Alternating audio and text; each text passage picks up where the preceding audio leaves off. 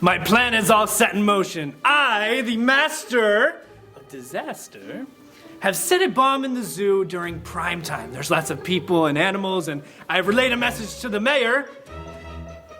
And now we'll see what happens, as Incredigirl should be showing up any second to try and save the day.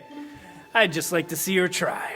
Well, she's running a little late. She's a little late sometimes, but she should be here any time to save the day. Well, I told the mayor so he'd tell Incredigirl to come save the day, and now it's really late. Where is she? This is ridiculous. Where is she? I'm wasting my whole afternoon. I'm gonna miss bingo later. Where is she? Oh, for disaster's sake, where is Incredigirl? It's about 5 minutes until the deadline, and she's nowhere to be found. Why is she always running late? Where is my arch enemy, Incredigirl? Looking for me? It's about time. It's been over 4 hours since my deadline. Where have you been? I was at my grandmother's birthday party. She turned 90 today. No way was I leaving early. Well, that choice may prove to be costly for you. See, I've hidden my doomsday bomb device somewhere throughout the zoo. And there's thousands of people and animals all throughout there. You fiend, you! I know, right? That's why they call me the master of disaster.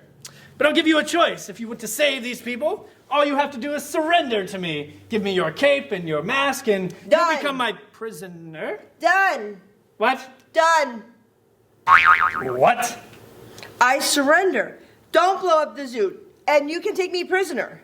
You can't just surrender. I wasn't even done telling you about the all the details and what the... I just did surrender. You don't have to finish telling me. But you're Incredigirl. You don't surrender. You don't give up. You don't quit. Yeah, I just did. I just surrendered. Just for all these people? And the animals, too. The bears, the monkeys, the lions, and I love llamas. Llamas? I can't believe what I'm hearing. This is supposed to be a no-win situation. Heroes make tough choices. And my hero, Queen Esther, gave up her life for her people. And I'm going to do the same thing. I surrender. You're going to surrender for the people, and I assume the llamas, too. And the llamas, too. Every single time. Well, this is quite the pickle of a situation. Not for you, but for me. Why? Well, you see, I put all my money and all my materials that I put it into the doomsday device, and what was going on over there that I wasn't prepared to take you prisoner, to build a superhero-proof prison cell. I don't have it. So you don't have the money for a superhero-proof prison cell? I didn't think I needed it. I didn't think you'd surrender. Well, I did, but still, please don't blow up the zoo. Calm down. I'm not going to blow it up. Supervillain code. You surrendered and accepted my terms, and therefore I'm not allowed to do what I was going to do. But I can't take you prisoner either, because I'm not ready. So, I guess you're free to go. Just like that? Just like that. Here you go. Just like that. Well, you win this round, Incredigirl, but I'll be back. I win every round. Master Disaster, what are you doing back? That was the closet. The exit's this way, so, now I'll make my exit. Every time.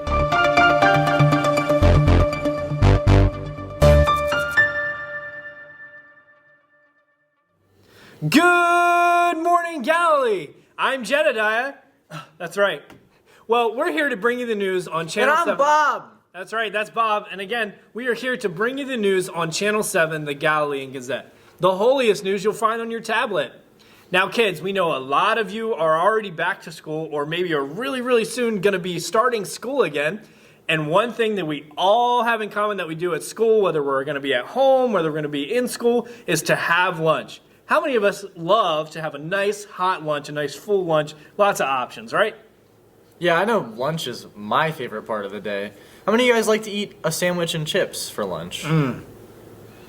Now, how many of you like peanut butter sandwiches? Ooh. Which are my personal favorite. Now, do you like crunchy or smooth? I would have to say... Wait. Let's ask Yeti first. Wait. Where's Yeti? Do we need a hotline? Do we have a recent picture of him? I need to go find him. Bob. Sit down. Relax. Yeti is on vacation this week. Okay, remember we talked about this. We've gone over this. There's no need for a hotline, a current picture, even though that would be funny. There's no need for that stuff. And Shelly Grace is also out, and she's just getting her hair done. Well, did they even fill out the forms? Like, I didn't hear about this. Yes. It's fine. They filled out their forms. Everything's good to go. No need to panic, right? We don't want to cause something else like that again. Now, let's get back to the broadcast, right? Well, kids, as we get into the school year and as we get back into some sort of routine for that, we're going to be faced with some decisions that aren't so easy. Maybe it's with our friends, maybe it's at home, maybe it has to do with school, whatever we're doing. Sometimes we are faced with decisions that are just really hard to decide what we should do and how we should do it. And it really makes doing the right thing really difficult. Yeah, when everyone else is doing something wrong, it can be really, really hard to do what's right. Absolutely. Oh, that reminds me. Kids, we are getting into a new series starting with this broadcast right now. It's called Heroes of the Bible, and it's all focused on women. So we're talking about the women heroes of the Bible. Kind of like Sheroes, get it? Yeah. She, and then heroes, you kind of put it together. I don't understand. He doesn't get comedy that well. But we're going to be talking about the women heroes of the Bible. And in these stories, we're going to see how these women made great decisions and through hard circumstances, they had to go and make these hard decisions. We're going to see how they did it, and we're going to watch all the stories unfold as we get into this new series. And I'm really excited to jump in and see what these women in the Bible that are going to do. So let's go ahead and send it right over to Barbara Wawa for the story. And I believe she's in Persia right now. So let's go ahead and send it over to her and see what she's up to. Barbara, what do you got for us? Thanks, guys. It's true. This is Barbara Wawa, reporting live for the Galilean Gazette. I am here in Persia, reporting live. I'm looking for Queen Esther. Story says she is a lovely Jewish woman who is incredibly beautiful. And she and her people were exiled from Jerusalem here to Babylon. Recently, she became queen because she won a beauty contest that she didn't even sign up for. She is the queen to the great King Xerxes, who got rid of his old wife because she made him really mad.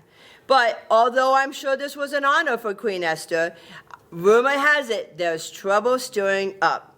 The king has he's a dirty crook working for him. His name is Haman, and he tricked the king. I'm here to find out exactly what the trick is all about. But I trust that Queen Esther will follow the Lord, and the Lord will give her courage to make the right choice, even when it's hard.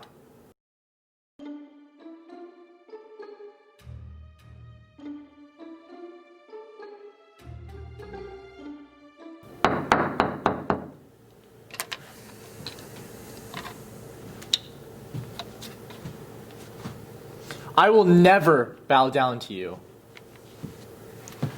I'm tired of being disrespected by him. And I found out why he won't bow down to me is because he's Jewish and he only worships the one true God. I'm going to talk to King and get this handled right away.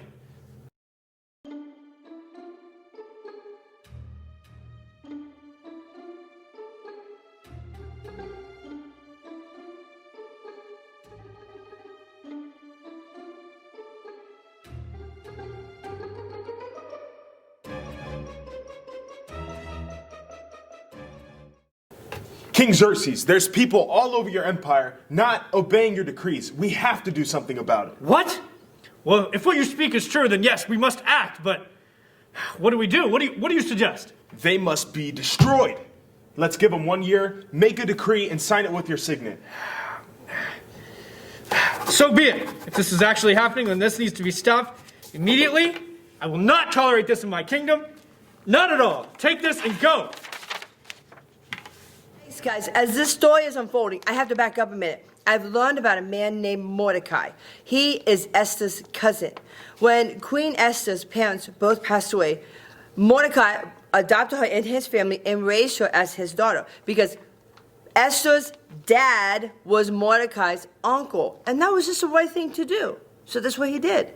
And when Queen Esther was called and taken to the palace, Mordecai warned her. He said, don't tell them your nationality. Keep it secret. It could be a threat to some people around here. And she did. She kept quiet about it. But as the story goes along, and the word of the king's decree started to spread, Mordecai was in terrible anguish, and he ripped his clothes, and he was crying out, and he was wailing.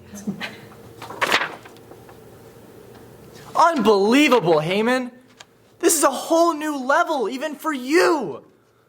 I need to inform Esther. She's the only one that can save us. And word got back to Queen Esther. She sent one of her attendants to him to find out what was going on. What was the matter? Because she hadn't heard anything yet. Well, Mordecai told the attendant everything.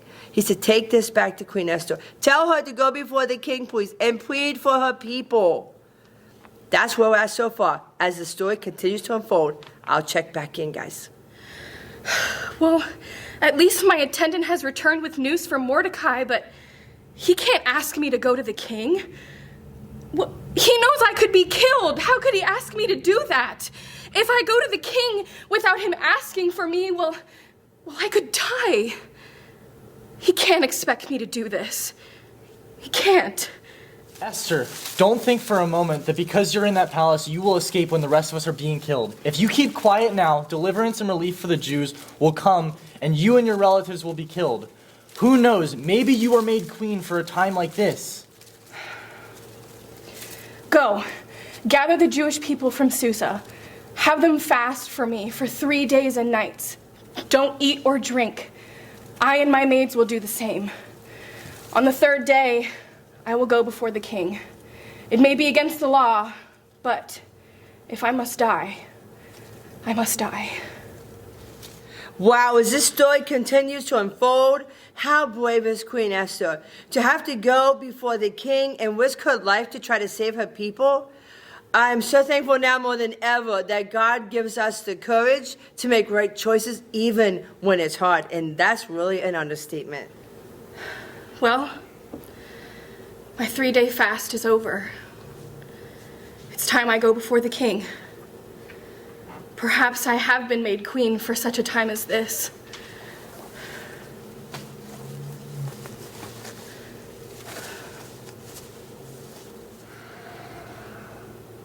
Queen Esther, my dear, come forward. What brings you here? What is your request? Even if it's half the kingdom. Well, Your Majesty, if it pleases the king, I would like to invite you to a banquet. And I would like to invite Haman also. Banquet, you say? There is something we must discuss. Well, that sounds like a good idea to me. Let's hold this banquet. Let's do this. Your request will be granted. Thank you.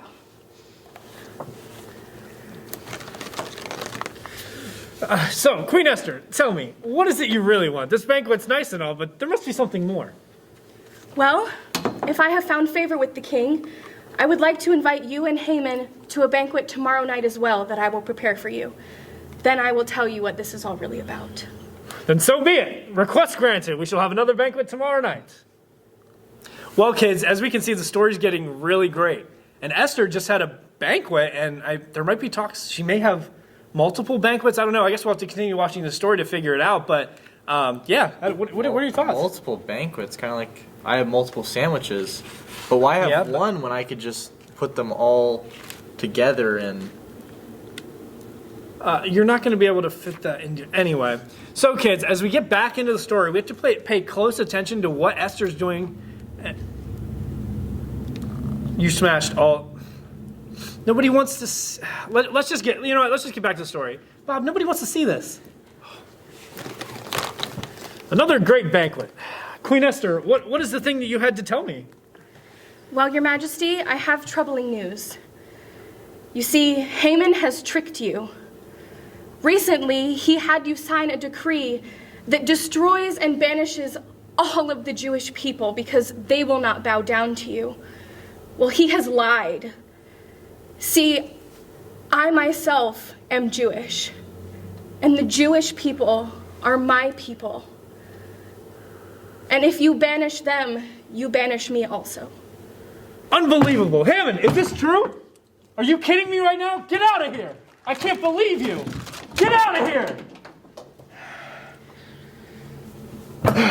Your Majesty, if you care about me at all, will you save me and my people? Yes, Queen Esther, I will. I will save you and your people. Thank you. Wow, what a story. Queen Esther chose not to be silent and ended up saving all of her people. God did give her the courage to do the right thing even when it was hard. It was super hard. She did it anyway. What a brave queen. Thanks for joining us. Back to you guys. And I thought it was hard to choose between creamy and crunchy peanut butter sandwiches, or even like to just pack lunch or not. And it doesn't even come close to what Queen Esther had to do. You know, the choices we have to make, they're tough, but they're nothing like what she had to do. Yeah, it looks like you chose creamy peanut butter as your preference. Do you got something like right here? If you want to just, yeah, I think turn that way. Kids, did he get it? I think you got it. Yeah, you're good. Okay. But yeah, no, I agree. And kids, have you ever made the choice to maybe befriend the new kid at school? Like if there's a new kid there, to go up to them and be nice and make them your friend? Have you ever thought to do that? Or maybe have you ever stood up for kids who are being bullied?